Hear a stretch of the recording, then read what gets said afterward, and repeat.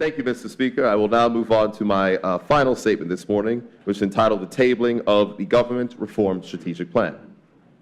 Mr. Speaker, I rise this morning to remind this Honorable House that a plan for government reform has been finalized and implementation has commenced. Mr. Speaker, on March 1st, I informed the honorable members in this honorable chamber that the government reform plan had been completed.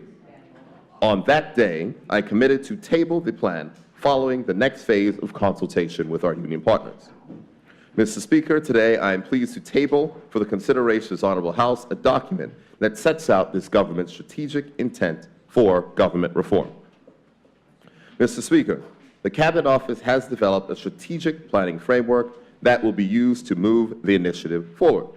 This planning framework serves as the starting point towards the building of a comprehensive roadmap to realize government reform. The plan highlights the current state and anticipates a future state towards a vision of a future-forward government for the people of Bermuda with the purpose of enhancing the lives of the people of Bermuda. Mr. Speaker, given the complexity of this initiative and all of its moving parts, it is imperative that the implementation is well-structured and well-planned. Thus, a program management approach is being utilized to execute the multi-year implementation to move government from the current state towards the desired future state. What this means is that the government will ensure coordinated management of all of the individual products and the individual projects and the related change management activities to achieve beneficial change within the public service. Mr. Speaker, 5 project management teams comprising several technical officers have been determined, and the Management Consulting Services section will function as the Program Management Office, as well as project managers on each project team. Union partners have also been invited to assist with various initiatives. Project teams will be supported by technical officers from all levels within the service. These officers will complete the various tasks associated with delivery of each of the projects. Some of the officers will be experts in the specific areas, and others will be provided training and growth opportunities or simply have an interest in participating in the change initiative. The opportunities to participate on the various teams are many, and we look forward to more public officers getting involved as the projects are rolled out. Mr. Speaker, a comprehensive communications plan is being developed to ensure that all stakeholders are aware of and understand the implementation plans, and regular updates will be issued. Some of the project teams have already commenced work on a number of initiatives in accordance with the identified priorities. Mr. Speaker, notwithstanding that all the work is important, our priorities are the information and technology components as well as the people components of the plan.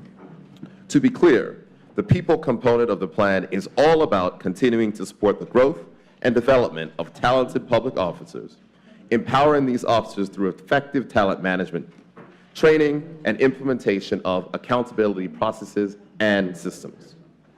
Mr. Speaker, the plan incorporates and seeks to build on some of the work that was already in progress that is consistent with our vision and purpose for the public service.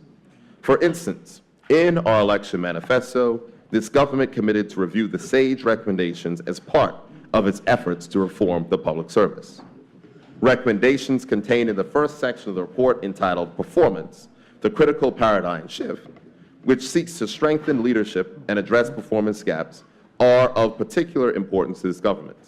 I am therefore pleased to report that at least 75% or 75% or more of these recommendations have either been already implemented or are work in progress. Mr. Speaker, specifically, under this administration, the hierarchy of the civil service has been restructured in accordance with the recommendations, and as a consequence, some of the recommendations peculiar to the functioning of the civil service executive have been implemented. The recommendations regarding government employees' capacity for implementing change have been implemented, including the monitoring and accountability for management consulting services recommendations at the ministerial and PS level, and an accountability structure for monitoring and implementation of internal audit recommendations. Also, amongst others, work is in progress to implement the recommendations specific to the succession planning and talent management, as well as those recommendations specific to performance management and accountability. Mr. Speaker, this government has assessed employee readiness for change and identified obstacles such as being an overly bureaucratic environment with a weak execution model, and deliberately put in place building blocks to enable the service to move towards a shared vision and purpose. Mr. Speaker, steps to ensure the integration of the vision into the public administration workstream will commence with a planned workshop for civil service executives and heads of department scheduled for June 20th.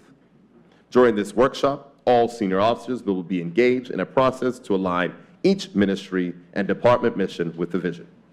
A subsequent series of workshops will address the establishment of key performance indicators and/or performance measures.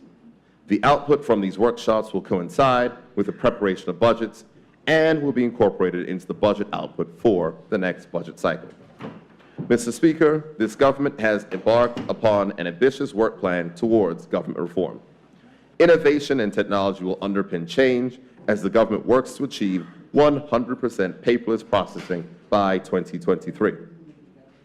Ultimately, the public service will be the employer of choice, where talented individuals are rewarded fairly and valued over the long term for their contributions to enhance the lives of the people of Bermuda. Thank you, Mr. Speaker.